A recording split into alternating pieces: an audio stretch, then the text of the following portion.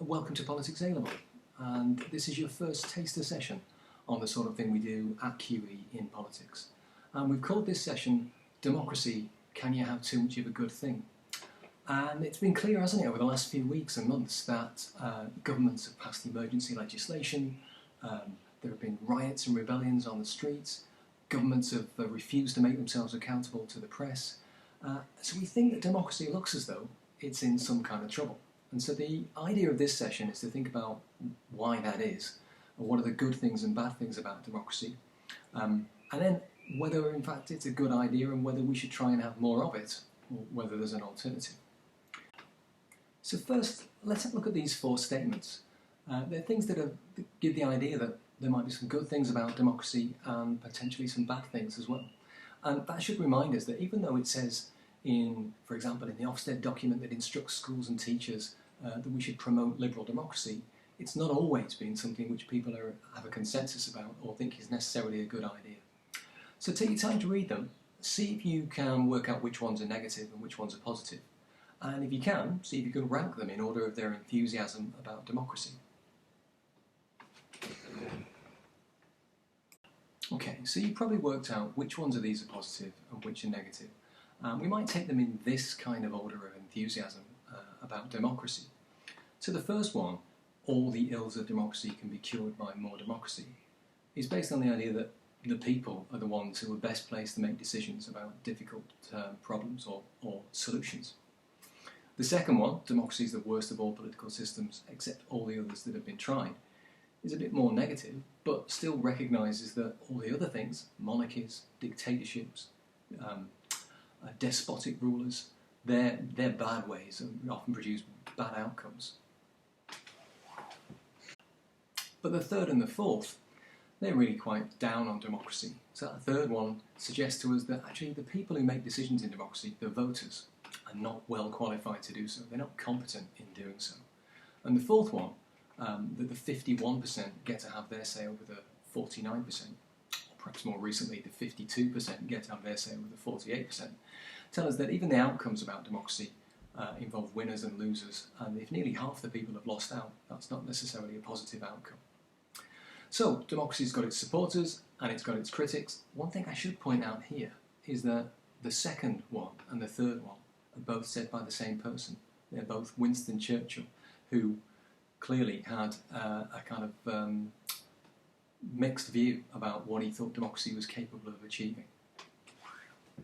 Okay, so we know that it's not perfect, but we also know that that's not its biggest problem at the moment. It's also under attack from people like this. This is Vladimir Putin. He's the leader of Russia, and right now, pretty much as we speak, he's in the process of changing the Russian constitution to make it more difficult for opponents to stand in elections against him and for him to stay in office for longer. He could stay there till 2036, and he's already been there since 1999, for nearly 20 years. So what that means is that we've seen a whole series of people, apart from Vladimir Putin, challenge democracy.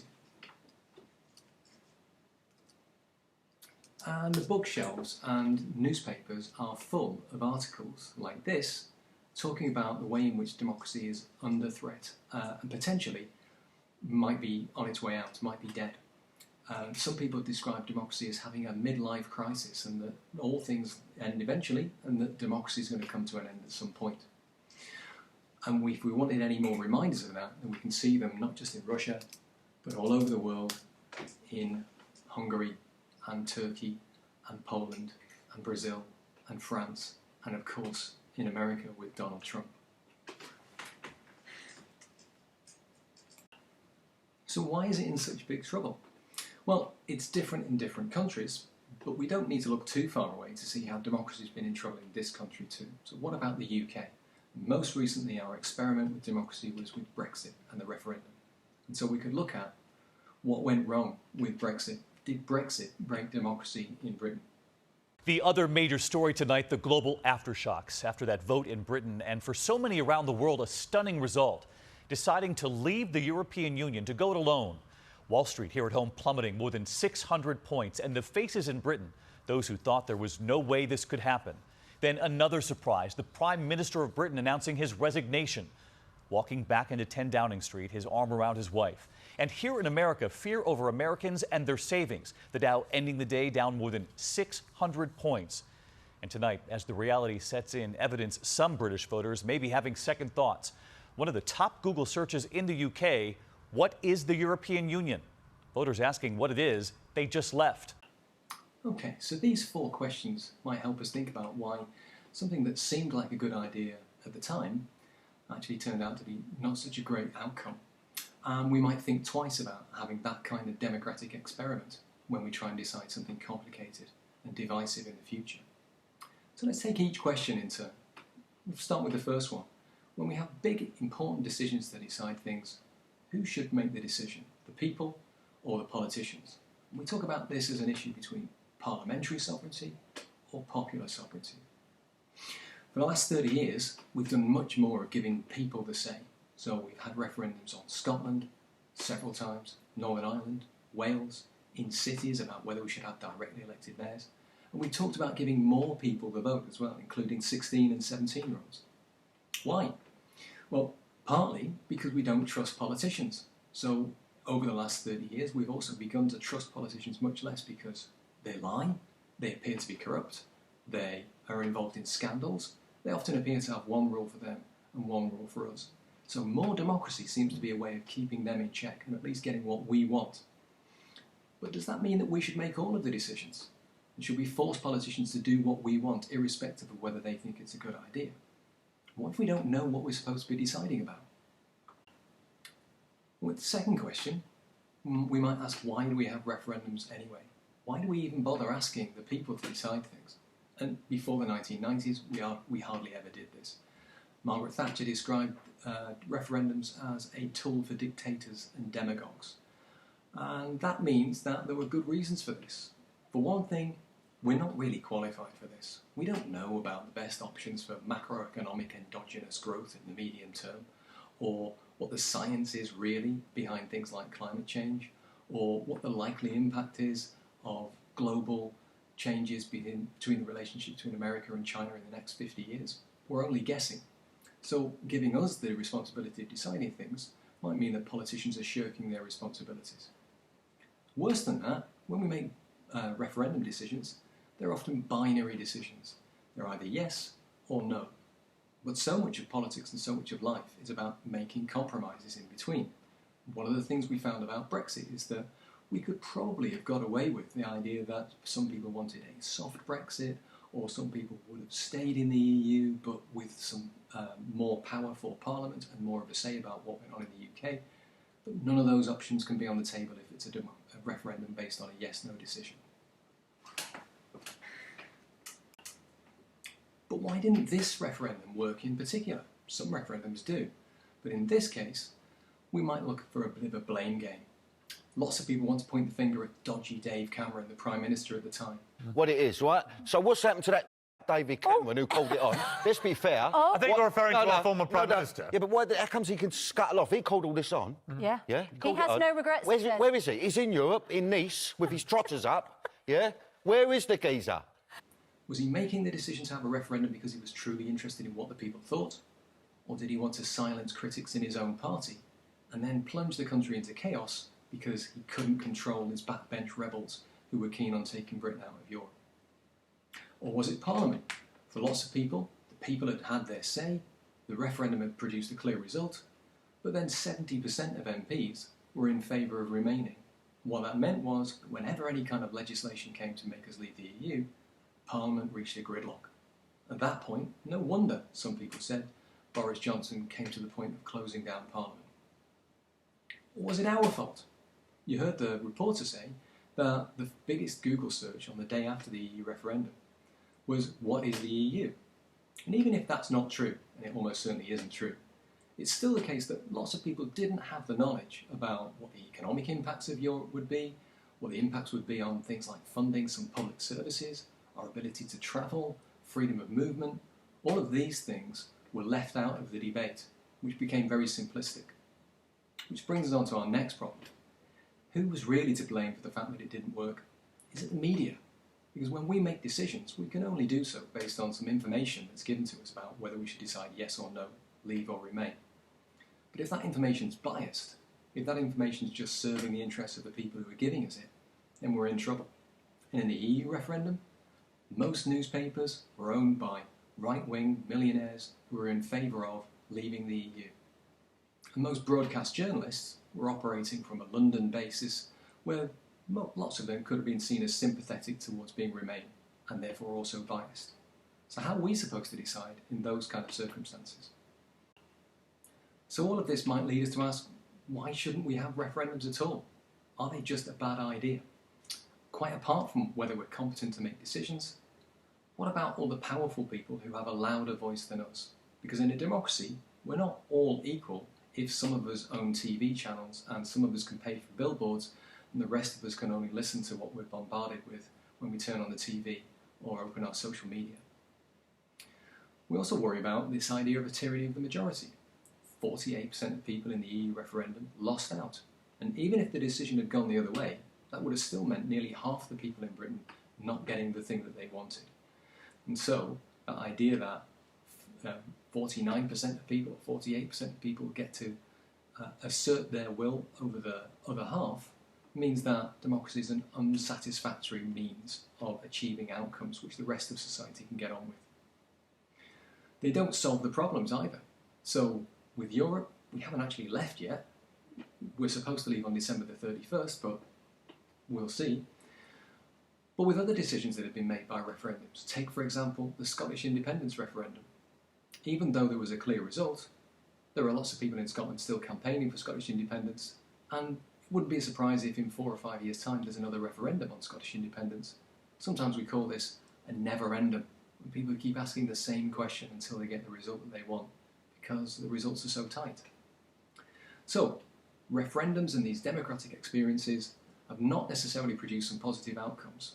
No wonder the world's in chaos, and no wonder some people are beginning to lose faith in it. So perhaps we've had enough of democracy then, and we should replace it with something else. Well, the answer to that question depends upon whether we think there are still some good and useful things that democracy can do. Democracy can be used for good means, or for ill. So here are some examples of the ways in which democracy has been used apart from in the UK. Let's start with the first one. It's about America. In America, they can have referendums which are placed by the voters on a ballot so that the politicians don't get to decide, the citizens themselves decide what the questions are. So in 2006, this particular voter decided it would be a really good idea if in Arizona they had a special ballot, and if you turned up to vote, then you entered a lottery, and if your name was drawn out of the lottery, you won a jackpot prize of $1 million. The idea was that this would encourage more people to turn out to vote, and in that sense, more people would be engaged in democracy. Why not? As it turned out, they put this to the vote, and when they put it to the vote, 56% of people in Arizona decided that this was a bad idea. So, whether or not the idea itself was a bad idea, at least the people got to choose. And we might argue that's a good example of people coming up with some innovative solutions, and then the people themselves deciding about whether they want to go forward with that. Well, what about this option? In Switzerland in 2009, voters were given the option, would you like to ban the building of mosques on minarets? And 58% of voters decided that that was a good idea. This is a really good example of what we call a tyranny of the majority. In fact, Muslims only make up 6% of the population in Switzerland, and therefore they were always bound to lose, even though the people who won it could still say this is clearly a democratic exercise. The United Nations condemned this result, the Swiss Parliament itself condemned this result with 2/3 of Swiss MPs voting against it, but it still stood because the people had decided. So, a negative outcome. On the other hand, democracy is often quite useful for telling us when it's time to change society. When, for example, a society stayed the same, but the people have changed their minds, how else would politicians know? Especially if it's controversial. So, on the matter of abortion in Ireland in 2018, it was part of the Irish constitution that abortions were not legal. In order for women to have the right to choose for themselves, they needed to change the constitution. So they put it to the vote. And in the end, nearly 2/3 of people in Ireland voted in favour of that result. So it was a 2-to-1 in favour result. No tiny minority feeling left out. Clearly, there was a consensus view that most people in Ireland were in favour of change. So that's got a positive outcome because it means that fewer people are likely to challenge it in future. But what if the voters in one place are influenced by people from outside of that place to make a decision which might not necessarily be in their interests? So one example of this is California in 2008. Here, voters were given an option, if they chose, to ban same-sex marriage.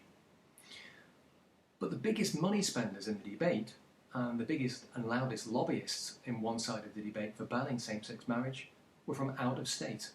They were from Utah, from the Mormon Church of Utah. And they used their influence in order to swing the result, which was very tight, 52% to 48%. In the end, fortunately for people who wanted to have same-sex marriage in California, the Supreme Court struck down this decision. But it shows us, and we can see it often in America especially, that a minority cannot be influenced by people outside of state or by big money in order to make a decision which might not necessarily benefit them or everyone else in the state. So where does that leave us now? In all sorts of ways, democracy is more threatened and under more stress now than it has been for any time since the 1930s. We've got the rise of populist potential dictators like Bolsonaro in Brazil, and even with Donald Trump.